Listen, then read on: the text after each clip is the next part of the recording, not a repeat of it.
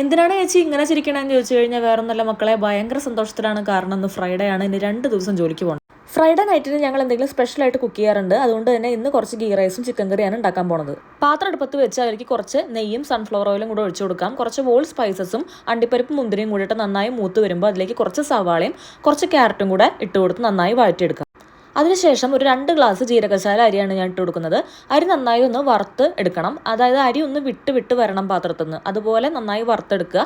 അതിലേക്ക് നമ്മളൊരു 2 ഗ്ലാസ് തന്നെ ചൂട് വെള്ളം ഒഴിച്ചു കൊടുക്കുന്നുണ്ട് കേട്ടോ. അരിയുടെ അതേ അളവിനാണ് ഞാൻ ആദ്യം തന്നെ വെള്ളം ഒഴിച്ചു കൊടുക്കുന്നത്. അതിനുശേഷം നമുക്ക് വേണമെങ്കിൽ ഇനിയും ഒഴിച്ചു കൊടുക്കാമല്ലോ. ചിലപ്പോൾ നമ്മൾ ആദ്യം തന്നെ ഒരുപാട് വെള്ളം ഒഴിച്ചു കഴിഞ്ഞാൽ അരി വെന്ത് സിമൻറ്റ് പേസ്റ്റ് പരുവത്തിലാവാനുള്ള സാധ്യത ഉണ്ട്.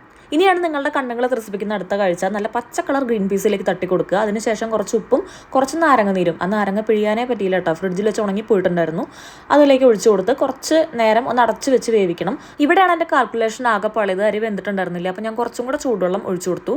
ഒരു 1/4 ഗ്ലാസ് ചൂടുവെള്ളം വീണ്ടും ഒഴിച്ചു കൊടുത്തിട്ടുണ്ടാവും. ആ വെള്ളം കൂടെ ഒഴിച്ച് തട്ടിപ്പൊത്തി നന്നായി ഒന്ന് അടച്ചു വെച്ച് ഒരു 5 മിനിറ്റ് കൂടെ വേവിച്ചെടുക്കാം. ആ നേരം കൊണ്ട് നമുക്ക് ഒരു ചിക്കൻ കറി ഉണ്ടാക്കിയെടുക്കാം. അതിന് വേണ്ടി സ്റ്റൗവിൻ്റെ മുകളിൽ കുക്കർ വെച്ച് കുറച്ച് എണ്ണ ഒഴിച്ച് നന്നായി ഒന്ന് ചൂടായി വരുമ്പോൾ അതിലേക്ക് കുറച്ച് സവാളയും കറിവേപ്പിലയും കൂടിയിട്ട് നന്നായി വഴറ്റിയെടുക്കാം. ഞാനൊന്ന് എളുപ്പപ്പണിക്ക് കുക്കറിലാണ് കേട്ടോ ചിക്കൻ കറി വെക്കണത്. അതാകുമ്പോൾ വേഗം 2-4 വിസിലടിച്ച് കഴിഞ്ഞാൽ ചിക്കൻ കറി ആയി കിട്ടും.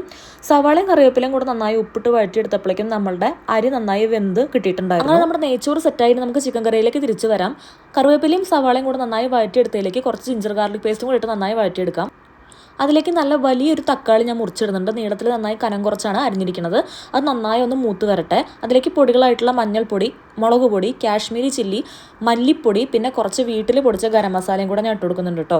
പൊടികൾ നന്നായി ഒന്ന് മൂത്ത് വരണം. നന്നായി മൂക്കുക എന്ന് പറഞ്ഞു കഴിഞ്ഞാൽ കുക്കറിൽ ഉണ്ടാക്കുന്നതുകൊണ്ട് അധികം നന്നായി മൂക്കേണ്ട ആവശ്യമൊന്നുമില്ല. കുക്കറിൽ കിടന്ന് 4 വിസിലടിക്കുമ്പോഴേക്കും നമ്മളുടെ കറി നല്ല അസലായിട്ട് വരും കേട്ടോ. അതിലേക്ക് നമ്മൾ ചിക്കൻ്റെ ബോൺലെസ് പീസുകളാണ് ഇട്ട് കൊടുക്കുന്നത്. ഞാനിവിടെ കൂടുതലും ബോൺലെസ് ചിക്കനാണ് ഉപയോഗിക്കാറുള്ളത്. കാരണം പ്രത്യേകിച്ച് ഒന്നുമില്ല, വെട്ടി കഷ്ണാക്കാൻ അതാണ് കുറച്ചുകൂടെ എളുപ്പം.